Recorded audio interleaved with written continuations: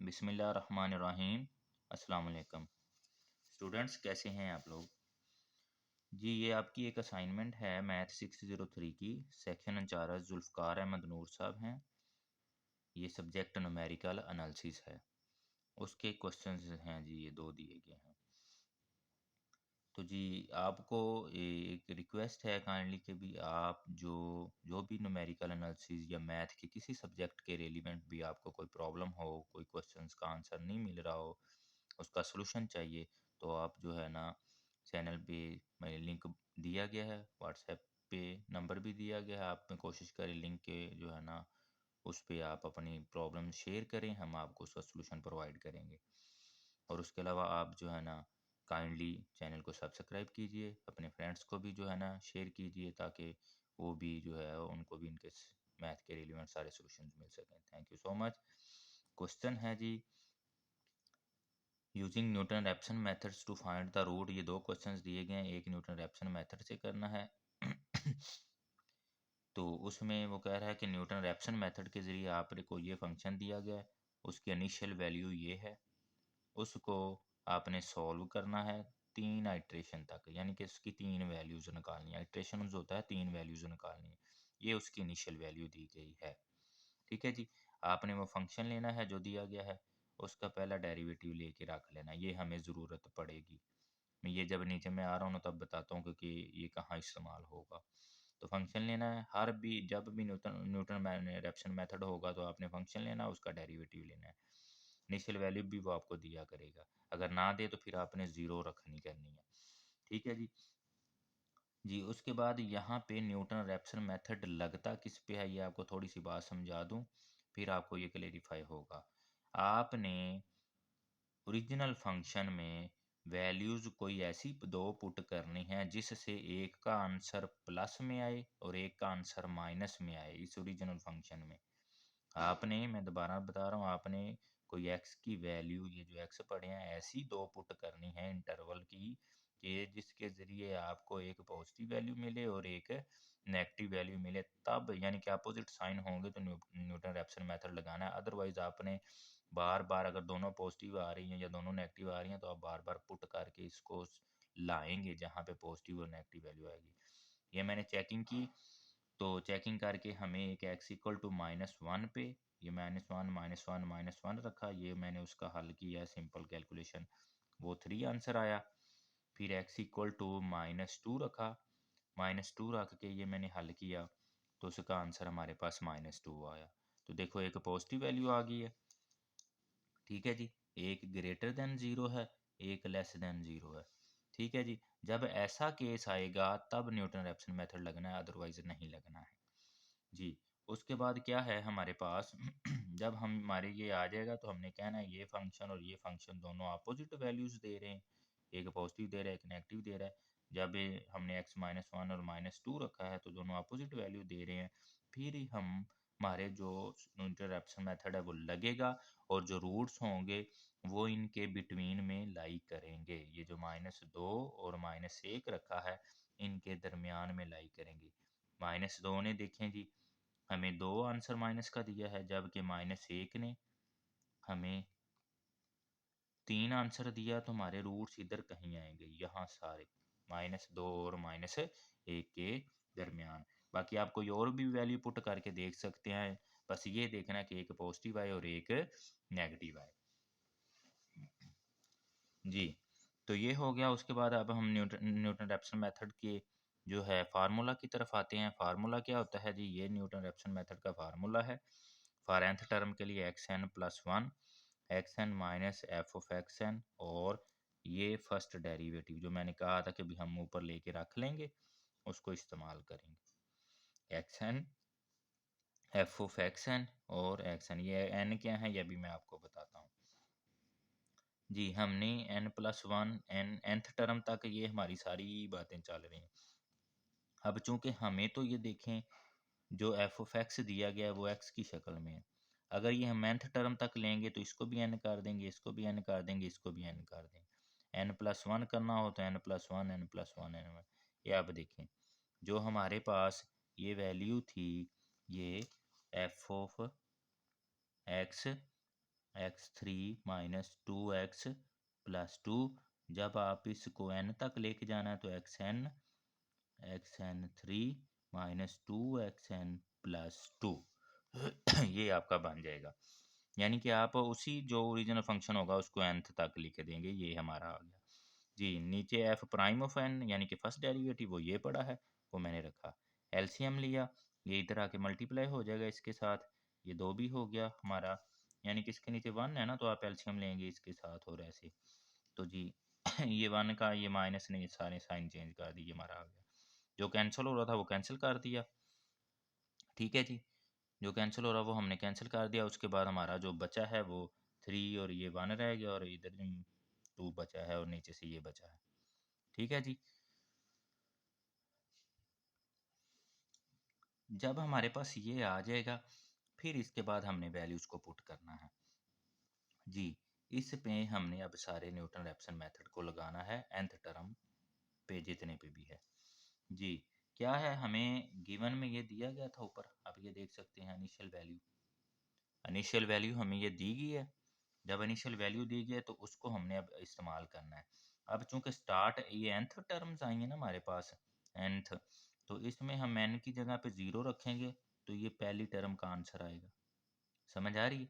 जो इधर से इधर तक हमने इसका, फिर इसका आएगा, फिर इसका आएगा, फिर इस तरह ये सारे आंसर हमारे nth तक आते जाएंगे जी। तो मैंने क्या किया, जहाँ n था वहाँ 0 रख दिया। ये देखें जी, 0 रखा, जहाँ जहाँ n था 0 रखा, ये आपका 1 बन गया। इधर से ये यहाँ x नोट जो है, ये जो दिया गया है x नोट, और ये जो x नोट दिया गया है, इसकी आपने ये वैल्यू रखनी है, ठीक है जी। ये मैंने इधर रखी, इधर रखी, ये आ गया हमारा। जस्ट कैलकुलेशन की है, कैलकुलेशन करके हमारा ये आंसर आया, ठीक है जी। ये आपकी n की यानी कि फर्स्ट टर्म आ गई है 0 रखने से। जब n इक्वल टू 1 रखेंगे, इसी में ही रखना है सिर्फ, ठीक है जी। जब n इक्वल टू 1 रखेंगे, हमारे पास क्या हो जाएगा, ये 1 हो गया, 1 + 1 2 हो गया, ये 1 ये 1, ये आप देख सकते हो 2, ये 1 ये 1, ठीक है जी। 1 + 1, ये मैंने इधर लिख दिया 2। तो जी ये इधर जा रहा हूँ, ये एरो है ना, तो इसका मतलब इससे आगे इस तरफ ये कैलकुलेशन और फिर ये आंसर जी। फिर x1 की वैल्यू आपने वो रखनी है जो पीछे निकाली होगी। 2 वाली 0.2 जो उसने दी थी वो हमने पुट कर ली, अब वो नहीं रखनी, अब ये रखनी जो पिछली निकाली होगी, वो हमने लिखी। लिखने के बाद जस्ट कैलकुलेशन की 3 टाइम्स और हमारे पास ये आंसर आ गया। फिर उसके बाद क्या है जी, हमने इसी तरह n इक्वल टू 2 रखना है इसी में, जो ओरिजिनल दिया गया है ये वाला। जब इसमें रखेंगे तो ये 2 और 1 3 हो जाएगा, ये 2 बन जाएगा, ये 2।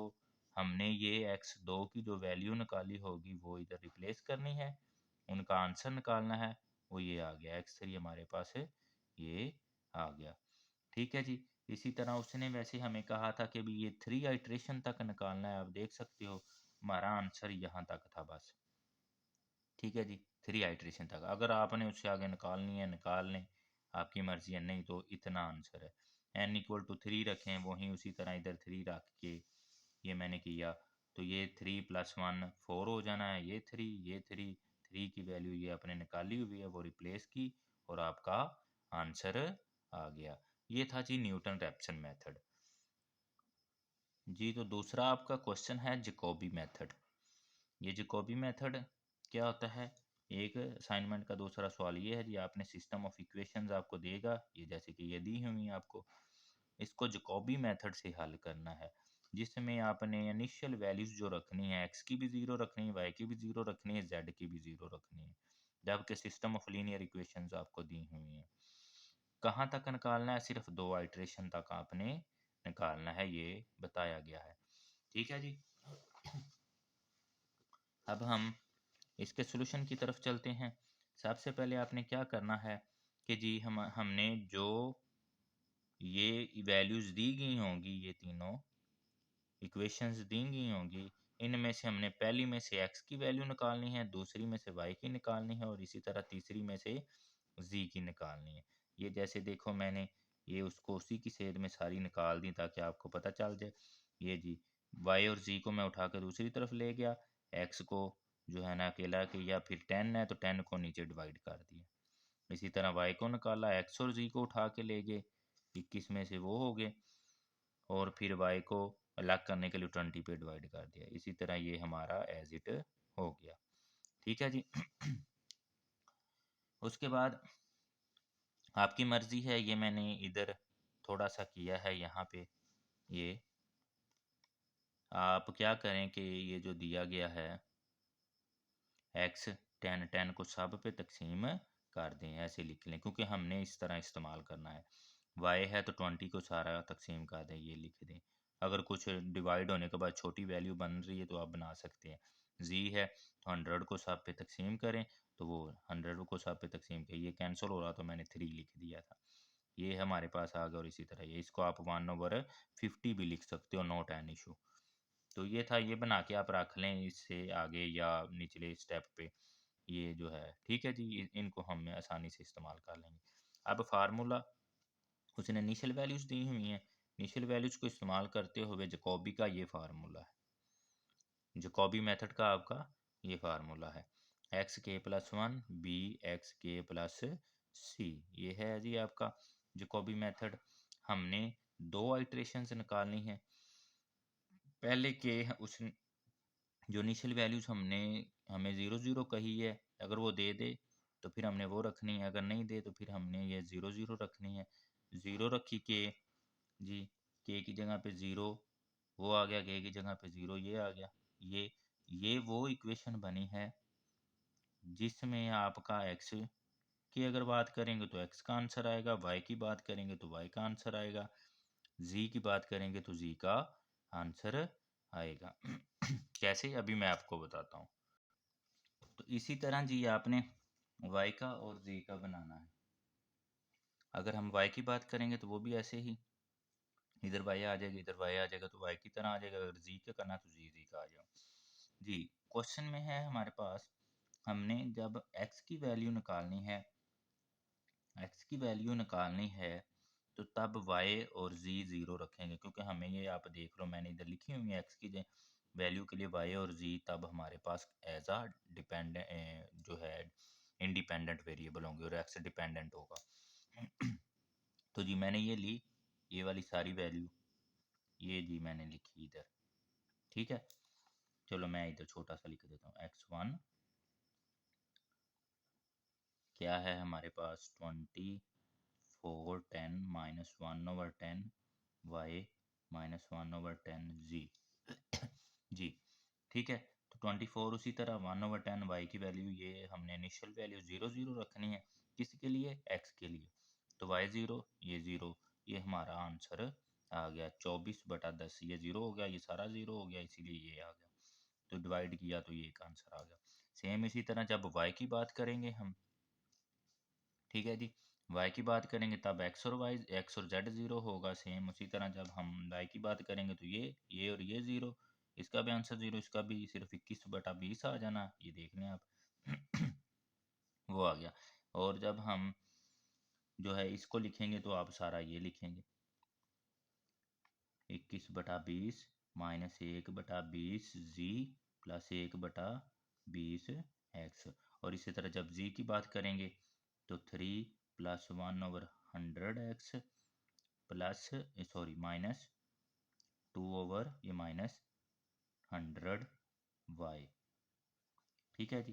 तो उनकी x और y की आप वैल्यूज रिप्लेस करें, 0 0 वो एक, ये आपकी एक आइट्रेशन आ गई, x1 y1 z1, ये आइट्रेशन है, ठीक है जी। इसी तरह k की जगह पे आप 1 रखेंगे इसी में ही, तो फिर आपका वो 1 वाला आ जाएगा, फिर अगली आइट्रेशन आ जाएगी। 24 10 वही लिखा, 1/10। अब यहाँ पे आपका क्या है जी, उस वक्त y 0 था, z भी 0 था, इसके लिए अब क्या होगा, चले मैं इधर लिख देता हूँ। 24/10 -1/10 आपका y1 -1/10 z1, इसके लिए जब हम x की वैल्यू निकालेंगे, ठीक है जी, ये हमारा क्या आ जाएगा, x पावर 2। ठीक है जी।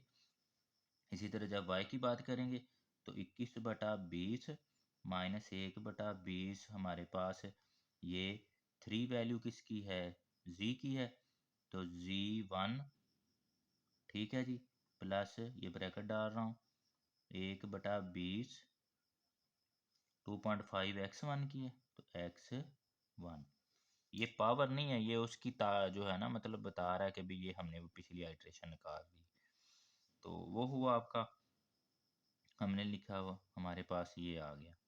ठीक है जी, z1 भी निकाल लिया, ये जो जो है वो। इसी तरह जब z3 की बात करेंगे तो 3 वाली आ जाएगी, ये यहाँ पे अब 1 आ जाएगा, यहाँ पे भी 1 आ जाएगा, तो ये आपने उनकी वैल्यूज निकाल ली।